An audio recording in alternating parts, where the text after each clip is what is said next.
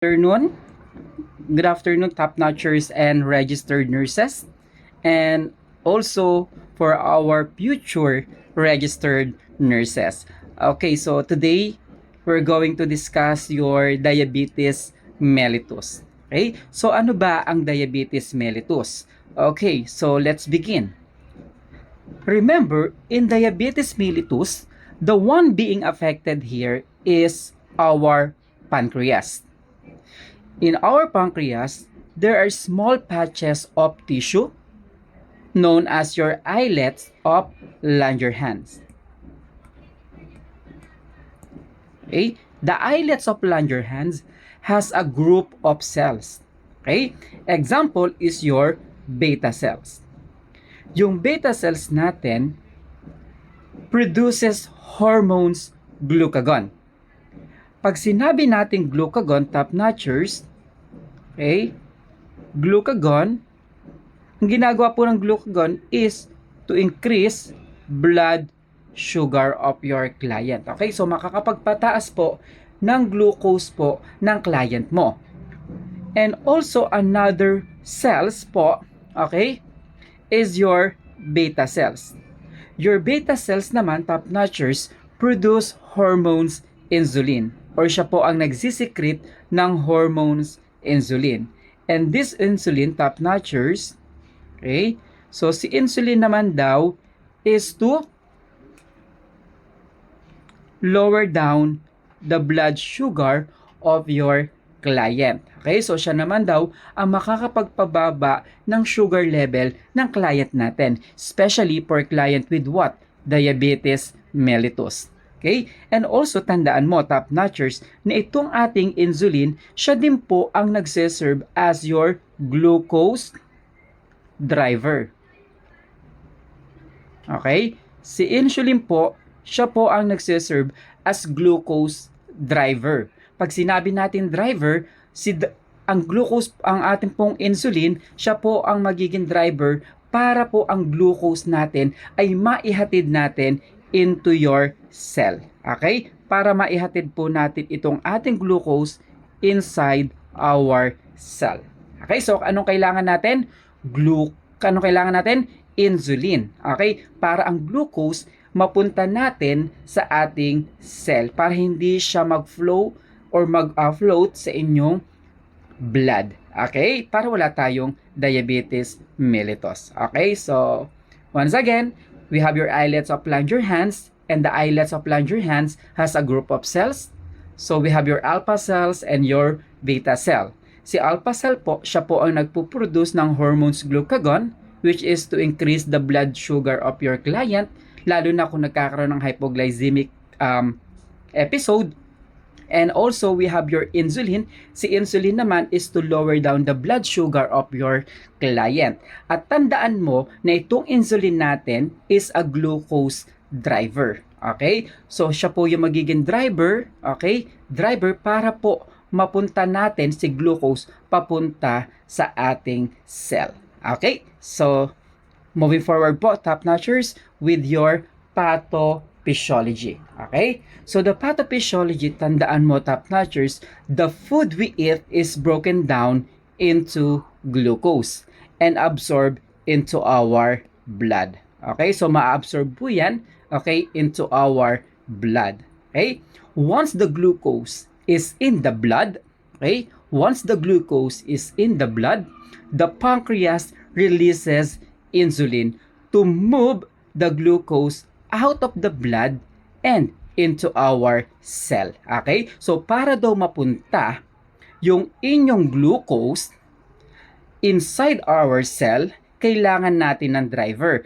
Ano yung driver na yon? Yun yung tinatawag nating insulin. So, again, kailangan ng insulin para po mapunta natin si glucose inside our cell. Okay?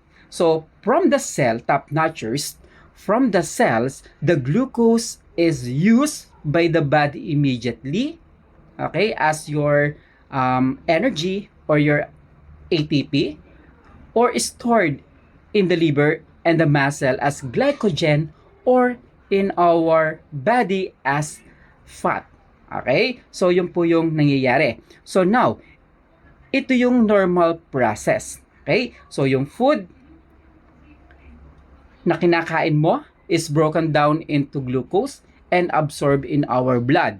Once the glucose is in the blood, the pancreas releases insulin to move the glucose out of the blood and into our cell.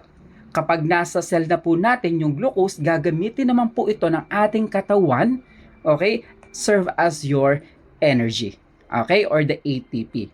Okay, so moving forward.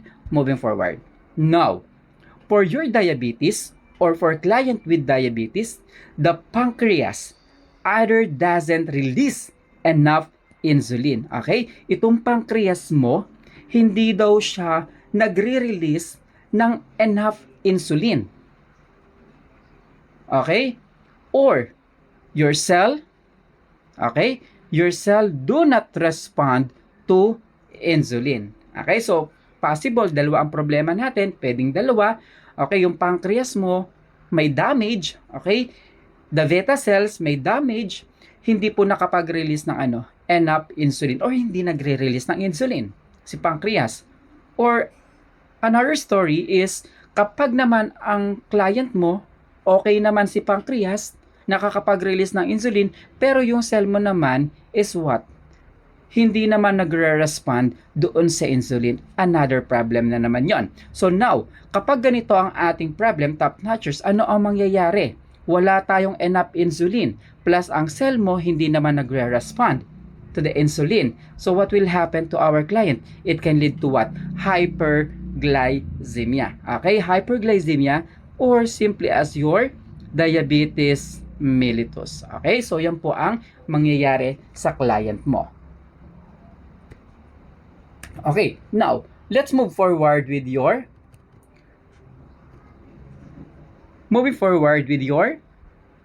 predisposing factors. Okay? For the predisposing factor, top notchers, okay, is like your stress. Okay? Due to stress, it stimulates secretion of glucocorticoids, the epinephrine, and your norepinephrine. Okay? So, mag-i-increase po yung secretion natin, okay, ng glucocorticoid, the epinephrine, at saka ng ating norepinephrine, leading to what? Tataas po ang glucose level ng client mo. Okay, so magtataasan po ang glucose level. Another one is the hereditary and also obesity. Okay, so overweight or obesity because of the adipose tissue are resistant to what? Resistant to insulin. Ulitin ko, the obesity or the overweight, the adipose tissue are resistant to insulin. Therefore, kung resistant siya, glucose uptake by the cell is poor. Okay? Kasi hindi naman siya ma-absorb. Okay? Because of what? Because of the adipose tissue. Resistant po kasi saan? Sa insulin. Okay? And another one is the viral infection or the autoimmune disorder. Okay? So, it is more associated with type 1 diabetes mellitus. Okay? So, tumataas din po ang ang glucose level ng client mo. Okay? Don't forget the viral infection or the autoimmune disorder. Predisposing factor. Yan. Sir, bakit hindi mo sinama dyan yung ating women's? Okay? So, sa kababaihan, predisposing factor, lalo na po kung sila po ay buntis during pregnancy, kapag may mga multigravida or large babies po, no? So, pwede din po ang mga kababaihan, lalo na kung buntis sila. Ang tawag natin doon is the gestational diabetes. Okay, now, moving forward, top notchers, with the type of your diabetes. Okay, so for the types of your diabetes, we have your type 1 diabetes, we have your type 2 diabetes. So, dalawa lang muna ang pag-uusapan natin na types of your DM. Okay, yung gestational diabetes, leave it po muna kasi ilalagay natin sila saan? Sa obstetric nursing. Okay, so type of your diabetes, we have your type 1. Okay, so we have your type 1, top notchers.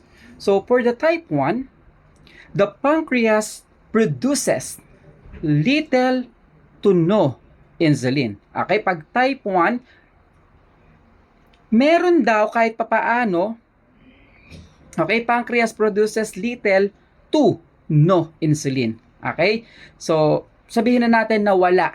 Okay, wala pong insulin ang client natin because the insulin producing cells have been destroyed. Okay, which one? Your beta cells. So, si beta cells hindi na nakapag-produce, hindi nakakapag-secrete ng inyong insulin. So, ito po ay kay type 1.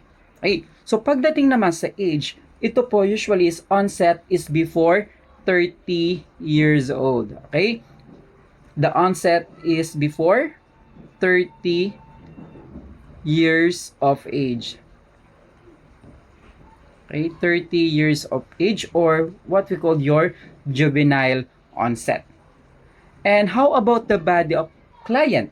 So usually po guys, sila ay payat. Okay? So payat po sila. Sir, bakit po naging thin? This is due to inability of the body to obtain glucose from carbohydrates. So anong gagawin nila? Okay? So i-break down po nila yung kanilang fats and the protein for glucose supply. Gagamitin nila ang kanilang fats. Okay, i-break down nila ang fats and the protein for the glucose supply. Okay, so kaya po usually ang client natin dito, mga payat. And also for the complication, top-notchers. Okay, for your type 1 diabetes is your DKA, or they are prone to have diabetic ketoacidosis, no? So ang client natin dito is what? May increased production of what? Increased production of your ketones. Okay? Increase po ang production ng ketones dito. Kaya pag tinanong kayo sa board exam, sinong types ng diabetes mellitus ang merong ketones? So then the answer is what? Is your type 1 diabetes, which is your DKA. Okay? So complication, there's increased production of your ketones resulting to what? Resulting in ketoacidosis. Okay, resulting into ketoacidosis, no? May ketones plus acidosis po ang client natin. Okay, so we will discuss your DKA and other complication ng ating diabetes sa ibang video natin. Okay, next one. So, ito pong ating diabetes mellitus type 1, another term po or use is your insulin-dependent diabetes mellitus. Okay, so tinatawag din silang insulin-dependent. Pag sinabing dependent, pagdating sa management, kinakailangan natin dito is the insulin injection. Nakadepende doon ang client natin. Okay, insulin-dependent diabetes mellitus. Okay, so there are what? Juvenile, okay, or unstable diabetes mellitus. Ang katawan nila is thin kasi nga ang ginagamit na lang nila is what? Is the fats, okay, para magkaroon ng energy ang client mo. And the complication is your diabetic ketoacidosis. Okay, meron tayong ketones, yes, leading to what? Ketoacidosis. Okay, and other term is insulin-dependent diabetes mellitus. Okay, so insulin. Kaya naman, pag tayo ay nagmamanage dito, number 1 natin dito, laging insulin injection. This is always a component of management for your independent or insulin-dependent diabetes mellitus. Okay, so forward muna tayo. Top-notchers is your type 2 diabetes. So for the type 2 diabetes mellitus, the problem is what? The pancreas. Okay? The pancreas produces insulin. Ayun. So may insulin ba, sir? Yes, may insulin. However, the cells do not respond to it. And this is what we call your insulin resistant. Okay? Usually, nangyayari itong insulin resistant sa mga client na obese. Okay? Kasi nga po, ang daming adipose tissue. Okay? So, ulitin ko, pancreas produces insulin. Meron namang insulin na binibigay ang katawan. However, the cells do not respond to it. Okay? Known as what? Insulin resistant or deficiency. Okay? Kulang pa rin yung insulin na natatanggap. Okay? So this is what? Under your type 2 diabetes mellitus. Okay? So discuss ko lang yung ating insulin resistance. Okay? Pag sinabi nating insulin resistance, ang cause po nito, okay? Sulat ko lang dito. Ang cause po nito is what? If ang client natin is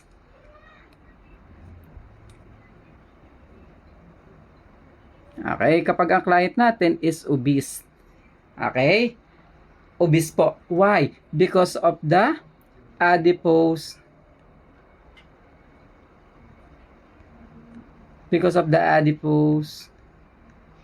tissue. Okay? Because of the adipose tissue. Ibig sabihin, kung idodrawing ko, kung ito ang iyong, okay, ito ang iyong cell, and ito ang ating mga insulin. Okay? So, ayan ang insulin mo. May insulin naman tayo. Okay? Kaya lang, ang client mo nga, sabi ko, obese, ang daming adipose tissue.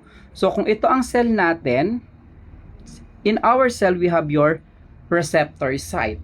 Okay? So, may receptor site tayo.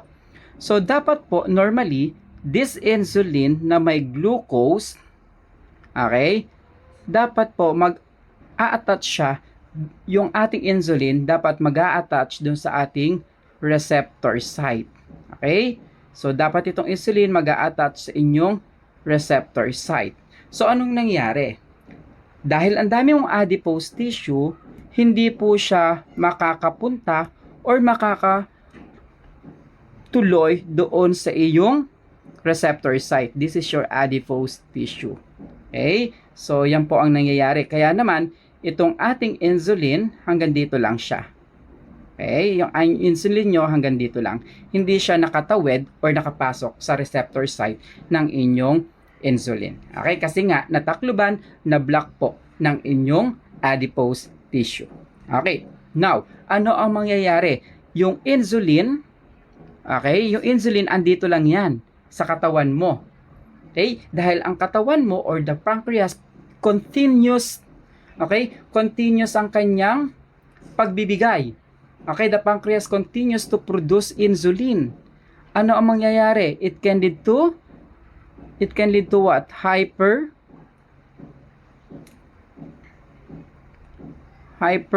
Dadami lalo ang insulin ng client. Hyperinsulinemia.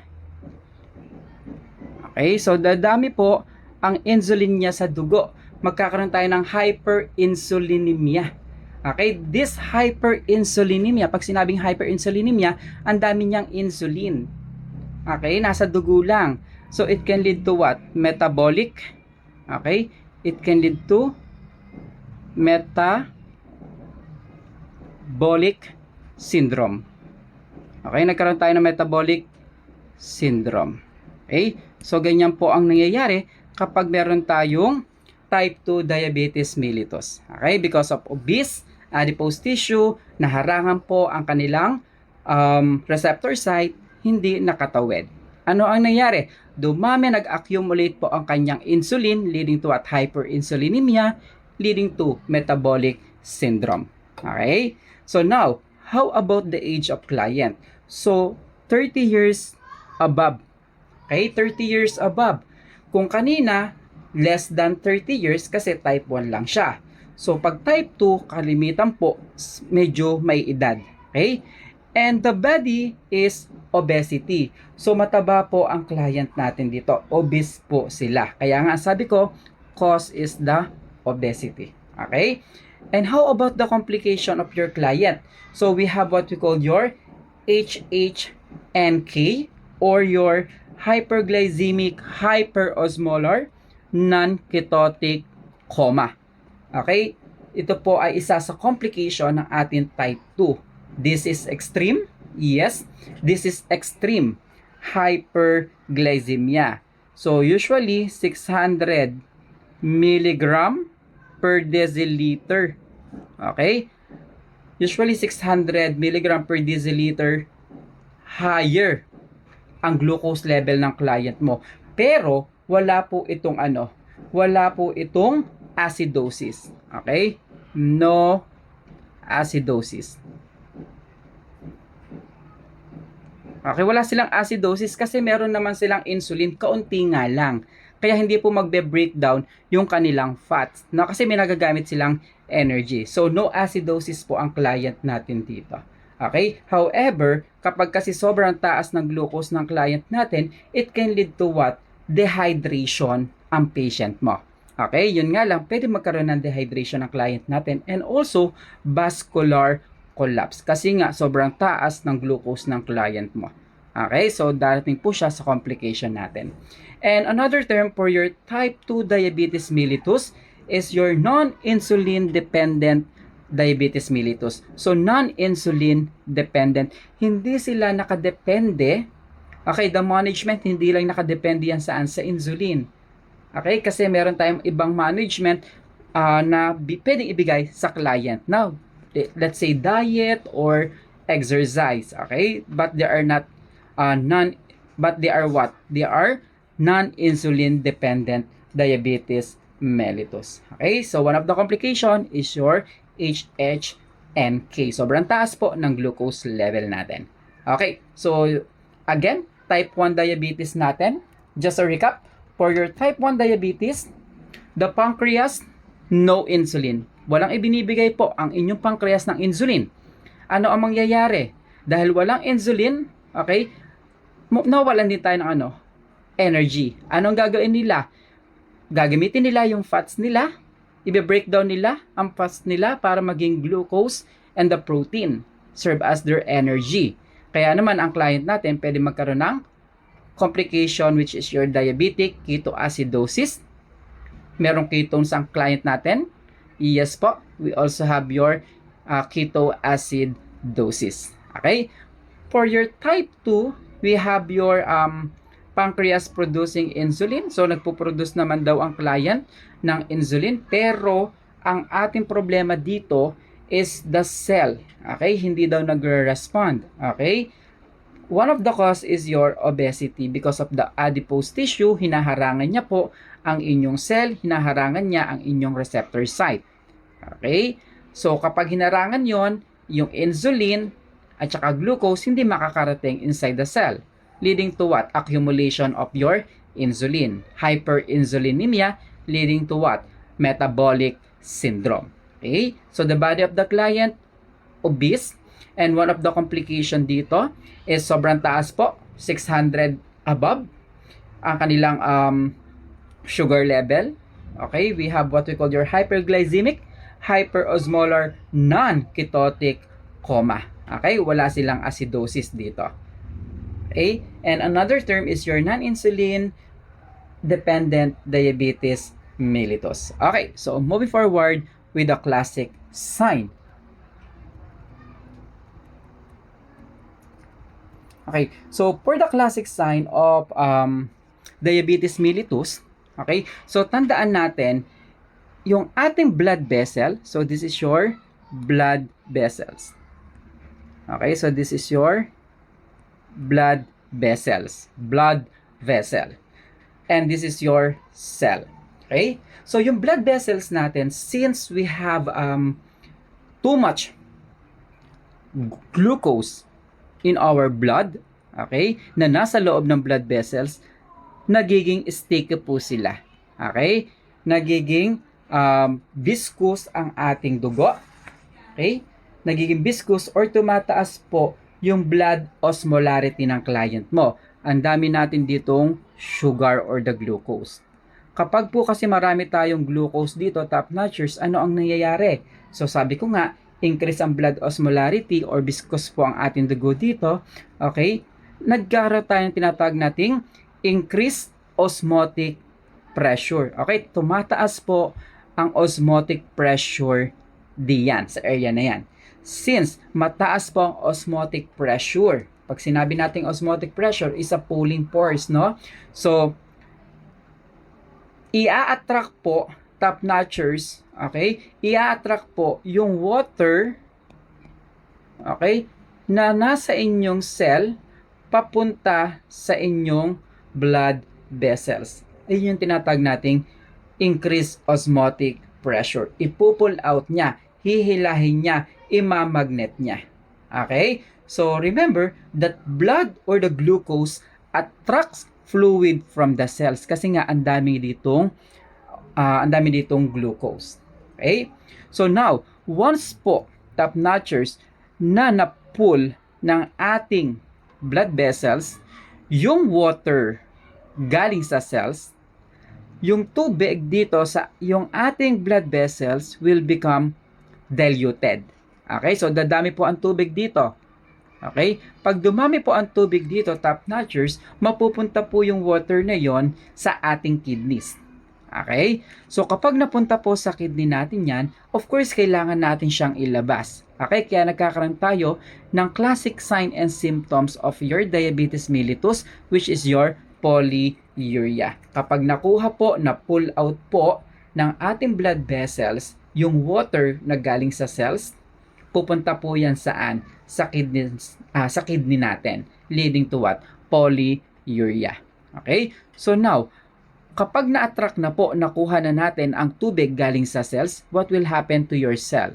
Kanina bilog pa yan. So your cell will become dehydrated. Okay? So madi-dehydrate po yung cell natin. Bakit, sir? Kasi nga, pinul natin. Okay?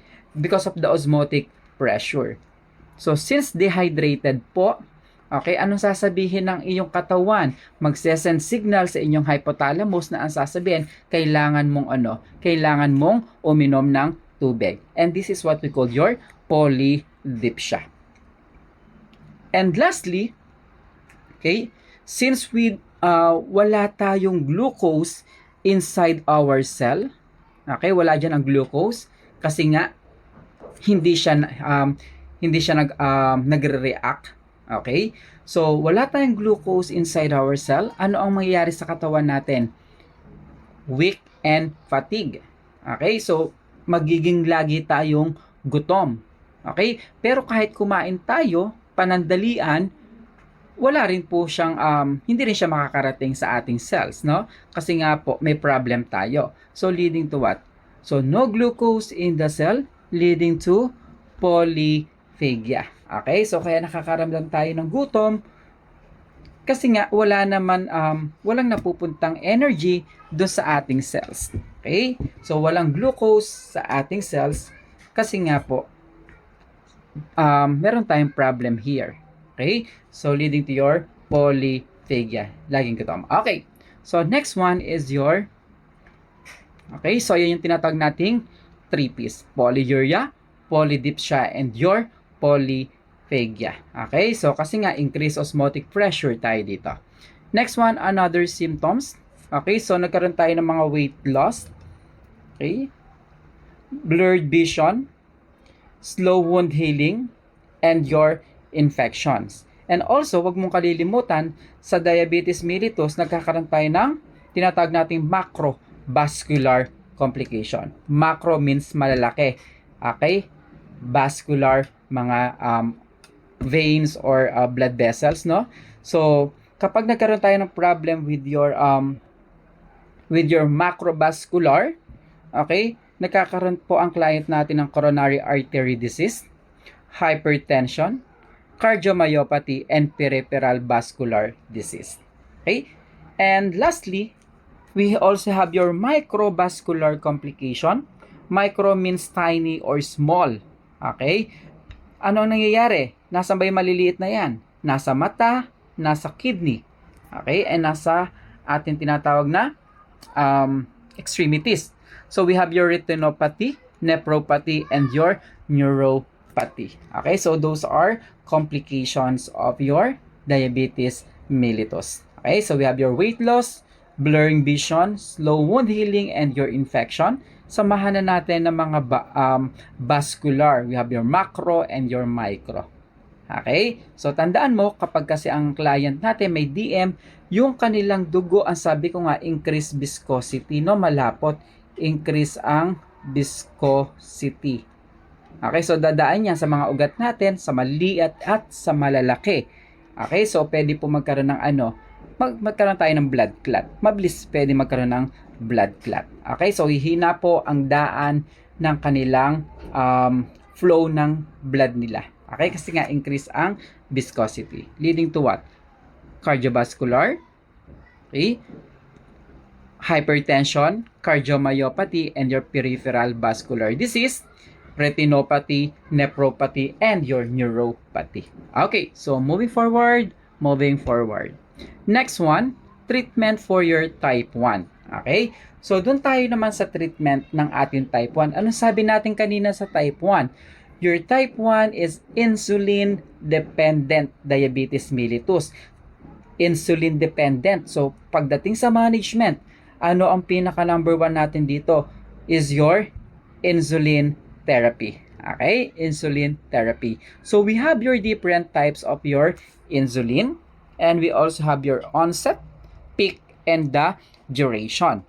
Okay, so in types of your insulin, we have your rapid acting, like your Humalog. In Humalog or the Lispro, the onset is 15 minutes. The peak is half to 1.5, with a duration of 4 to 5 hours. For the short acting, we have your regular Humulin R, half to 1 hour, with a peak of 2 to 4 hours, and a duration of 5 to 7 hours. And for your intermediate, the NPH, like the Humulin N, the onset is 1 to 2 hours, with a peak of 6 to 14 hours, and the duration of 24 hours. And for the long-acting, the Ultralint, and you're the Glargine, 6 hours, with a peak of 18 to 24 hours. And also, we have your duration of 24 hours. So now, sir, importante ba yan sa board exam? Yes po. Why? Kasi kailangan po alam natin ang types of your insulin, the OPD or the onset, peak, and duration, OPD. Okay, dapat alam mo yan. Sir, ano ba yung onset? Ano ba yung peak? Ano ba yung duration? Importante sa board exam. Pag sinabi nating onset, your onset is when you can give food to your client after giving medication. Ibig sabihin, kailan ka daw pwedeng magbigay ng pagkain after mo mag-administer ng insulin. Kasi after this onset, lalabas na po yung peak kung saan doon na po may pagbaba ng inyong glucose level. Okay? So ulitin ko, ang onset, ang tinatanong po dito is kailan ka pwedeng magbigay or mag-offer ng pagkain or food sa iyong client. Pag tinanong naman natin ang peak is ito yung oras, okay? Oras na i-expect mo na may pagbaba ng kanilang glucose level after giving medications. And for the duration, until when the effect of this insulin. Ulitin ko, onset, ang tinatanong dyan is kailan ka magbibigay ng pagkain.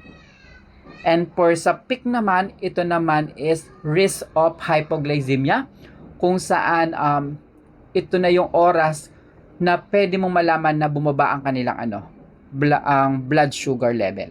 Okay? And the duration until when po yung effective effect ng gamot sa client natin. Okay. So, moving forward tayo, top notchers. Later, we have a short drill. Okay, tingnan natin. Kaya dapat alam mo po yan. Okay. So, next one is your mixing of your insulin. Okay? So, sa pagmimix po ng insulin, okay, ang sabi dito, never mix long-acting insulin. Okay? So, punta muna tayo sa letter A. Ang sabi dito, introduce air into the vial of your NPH. Okay, mag-introduce tayo ng air, but do not aspirate or draw up the insulin yet. So, maglalagay lang tayo ng air, pero hindi mo po i-draw up agad yung iyong intermediate acting insulin. Second one, introduce air into the vial of regular insulin, and draw up the insulin. So, nung naglagay ka ng air dun sa regular insulin, i-draw up na rin natin siya. Okay? And letter C, draw up the intermediate acting insulin or the MPH. Okay? So, anong una nating i-draw up is your regular insulin followed by your NPH. Okay? Anong ating rule? Clear first, then the cloudy. Okay? Ano ba yung clear? The regular. Ano ba yung cloudy? Is your NPH. Okay? So, para po hindi mas maganda po yung effect ng gamot natin para hindi po mag-mix, no? Ayan po. So, kailangan po is masunod natin yung mixing method natin. Uunahin natin si regular, which is clear, and followed by your cloudy. So, natatanong po yan sa board exam. Okay. So, next one, top notchers is the site of injection of your insulin. Okay? So, the route or the area, abdomen. Okay? Pwede rin po sa arms, sa thigh, and sa buttocks. And for the injection, kapag po ang client natin is obese, maraming medyo mataba, so IM 90 degrees ang gagamitin natin kasi para ma-hit po natin with a gauge of 27 to 29 with a half long po yung needle natin. Kapag naman po payat ang client natin, then we can use subcutaneous po tayo, which is your 45 degrees. Okay? 45 degrees. And take note po, hindi po natin siya pwedeng i-massage. Okay? Kasi pag minasage po natin yung injection site, pwede pong mag-leak yung ating medication into muscle, leading to what? Hypoglycemia. Okay? Hypoglycemia. Ulitin ko, pag obese po, 90 degrees, but not totally IM po yan, ha? So, kaya medyo chubby nga lang siya, kaya ginawa siyang 90 degrees. Okay? Pero hindi naman dapat siya umabot do sa muscle. Dapat ang target niya lang is what?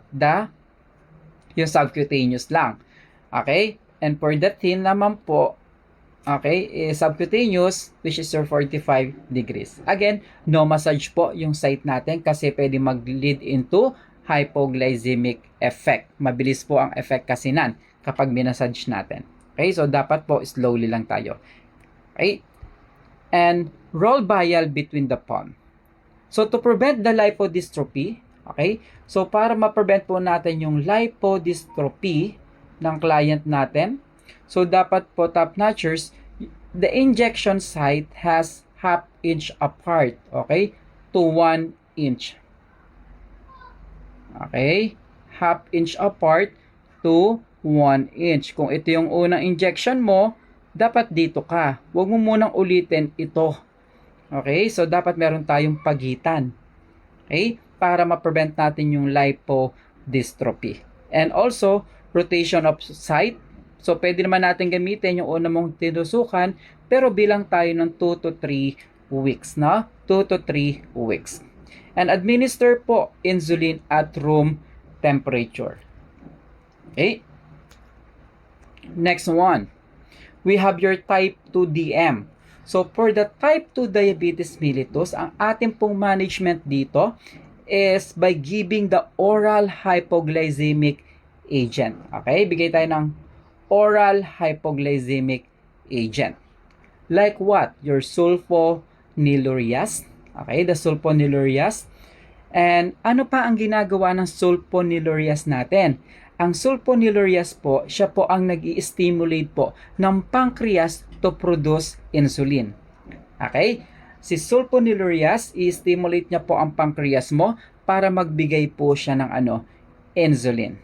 Okay? And one of the example of your sulfonylureas is your amatil, diabetes, demerol, and your glipizide. So, common na common pong ginagamit is the glipizide. Okay? And take note of notchers the side effect. Okay? Take note the side effect of this medication. Sir, ano ba ang side effect ng medication natin na sulfonylureas? Okay? Side effect, of course, is your hypoglycemia. Okay? The hypoglycemia, and also nagkakaroon tayo ng weight gain. Okay?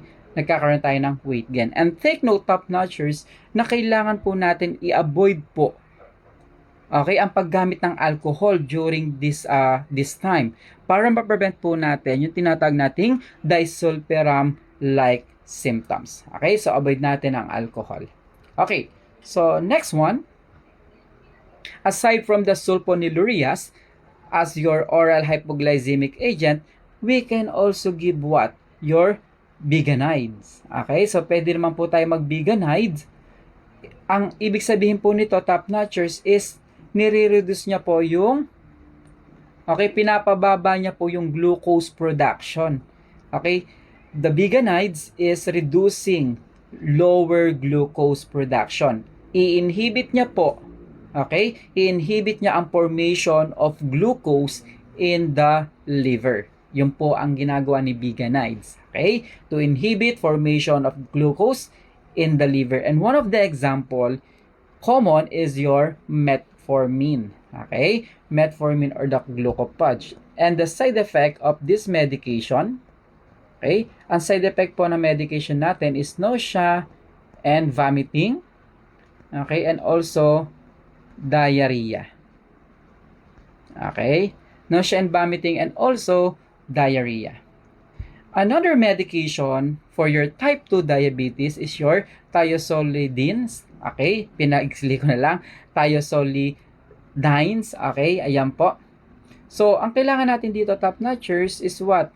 Ang sabi dito, para daw ma-improve natin. Okay, to improve the body sensitivity to insulin.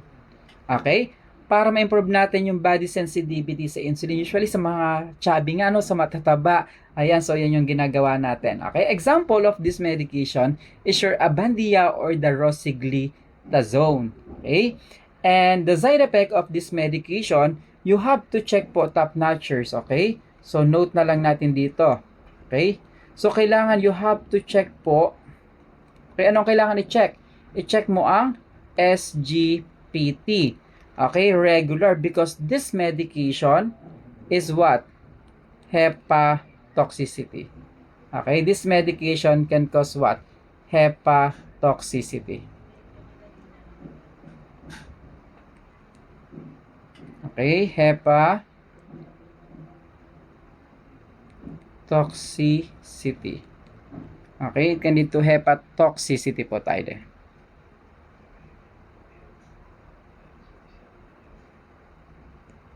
Okay? So, it can lead to hepatotoxicity ang client natin. Okay? So, next one is your collaborative. Okay? For the collaborative management of patient with diabetes mellitus, okay, for the collaborative management of diabetes mellitus, the type 1 and the type 2, so we have your exercise. Okay? So, the exercise, ang ginagawa po nito is to lower the insulin requirement. So, ibig sabihin, pag nag-exercise tayo, then bababa din po. Okay? Bababa yung ating blood sugar level. So, makakatulong po para mapaunti po yung ating requirements for insulin injection or oral medication. Okay? And also, pag po tayo ay nag-exercise, you have to instruct po ang client na dapat po especially, kunwari, pag nag-exercise tayo, you have to test muna ang blood glucose ng client mo prior to exercise. If less than, okay, if less than 100 milligram per deciliter, ang kanilang sugar, advise client to eat small, okay, eat small meal, or pwede naman po ang candy, okay, hard candy or the candies po, okay, before exercise. Okay, ulitin ko, ang exercise po nakatutulong to lower the insulin requirements, and before mag-exercise ang client, you have to test po muna ang kanilang blood glucose level prior sa exercise.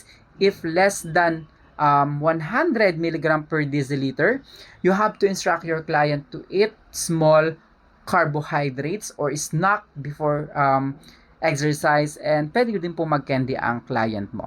Okay? And for the diet, so avoid po natin ang simple sugar. Dapat po complex po or complex carbohydrates po ang ginagamit natin. Like what? Rice, bread, pasta, and the root crops. And also, high ang protein na pwede natin ibigay sa client. And also, kailangan din po yung high fibers. Okay? So, especially vegetable, because anong ginagawa po ng fibers natin? Yung fiber po, ini-inhibits niya po yung glucose absorption in the small or in the intestine and to prevent hyperglycemia. Ulitin ko, yung ating pong high fiber diet, especially mga gulay, because ini-inhibit niya po, okay, yung glucose absorption in the intestine at ma-prevent po natin yung hyperglycemia or ang pagtaas ng sugar ng client mo. Okay?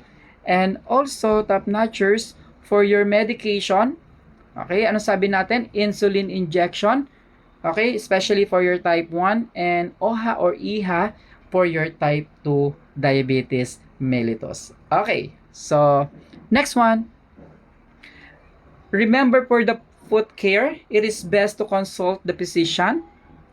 Ang tawag natin doon sa mga yon, specialist po for this is the podiatrist. Okay, kapag meron tayong kailangan ipa-remove sa paa ng client mo, like mga ingrown or kung ano man siya, okay, so kailangan po ng podiatrist. Okay? Number 1, a 30 years old male patient who is taking Lispro. Ayan. Ano ba ang Lispro natin? Humalog. Okay? Injection would be advised to eat. Ayan. Anong sabi natin kanina? Pagdating sa OPD, onset, peak, and the duration. Okay? So, first one, guys, you have to underline po kung ano ang types ng insulin ang tinatanong. Okay? Pag sinabi nating Lispro or the Humalog, this is what? Under of your rapid acting. Okay? So, ito po under ng rapid acting insulin. Okay? Rapid acting insulin po ang ating Lispro. Nag-inject daw. Okay? Ano ang advice natin sa client? Sabi, injection would be advised to eat. Kailan natin sila pwedeng bigyan or i-offeran ng pagkain? A, 1 hour after injection. B, 2 hours after injection. C, within 10 to 15 minutes after injection. And letter D, 3 hours after injection. Okay? Rapid po ito. Kailan ka daw mag-o-offer ng pagkain? Diba? Piniliwanag natin kanina ang onset, the peak, and the duration. Okay? So, the answer here is what? Is letter C. Okay? Within 10 to 15 minutes, pwede po natin silang bigyan ng pagkain. Kasi after this, guys, lalabas naman dun yung peak na peak na half or 30 minutes to 1 hour. Bababa or expect natin ang pagbaba ng blood glucose ng client mo. Kaya kailangan natin silang pakainin 10 to 15 minutes after injection kasi rapid acting siya. Okay, so moving forward with your second one. Which of the following symptoms, which of the following symptoms do not present in hyperglycemia? Okay, so ano daw dito? Okay, underline mo ulit, encircle, do not present in hyperglycemia. Ang tinatanong is sign and symptoms of your hyperglycemia, but except daw yung isa. Okay? May sweating ba tayo doon? May hunger ba? May increased urination? May glycosuria? Okay? Hyperglycemia ang tinatanong. Okay? Ano sabi natin? We have your 3 P's. Okay? Polyuria, polydipsia, and polyphagia. Okay? The 3 P's. Hunger is your polyphagia. Okay? So, positive tayo dito. Increased urination is your polyuria. Glycosuria, so syempre diabetes ito, expect mo na kapag umihi, may kasamang glucose. Okay? So ang sabi, do not present in hyperglycemia, sweating, because sweating is what? Is for hypoglycemia. So the answer is letter A, sweating. Next question. Number 3. Okay? Type 2 diabetics or type 2 diabetes mellitus, which of the following clinical characteristic? Except, ayan, type 2 diabetes ang tinatanong na mga clinical characteristic. Pero may nakalagay except. So, kukuhanin natin is a negative or hindi belong doon sa clinical characteristic ng type 2. A. Ang type 2 ba ay payat or mataba? Ano sabi natin kanina? Mataba. So, eliminate mo na ito. Diba? Except ha, hinahanap. May ketones ba dun sa ihi ng client mo? Wala rin po tayong ketones doon. Okay? So, wala tayong ketones. Letter B. Overweight ang client? Yes, obese. Walang ketones ang kanilang HHNK? Wala. Okay? Overweight? Yes po, diabetes type 2 po yan. With no ketones present in the urine? Yes, type 2 diabetes yan. Letter C. Obese ba ang client with type 2? Yes. Older ba with glycosuria? Yes, kasi ang sabi natin, ang age po is what? Above 30 years of age. Okay? Letter D. HHNK as complication, yes or no? Ano ba ang complication ng type 2? Yes, HHNK. So, the best answer is your letter A. Kasi ang question is except. Okay?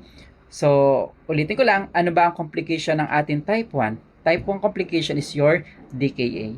Okay? And type 2 complication is your HHNK. Okay? So, letter A is the best answer. Okay, so thank you so much for your listening. So I hope guys nakapag-subscribe tayo and share para makapag-upload po ulit tayo ng bagong video. Okay? So next topic natin is about your complication, which is your diabetic ketoacidosis and also your HHNKC. Okay? So yun po yung susunod nating gagawa ng lecture and video. Thank you so much and good luck on your exam.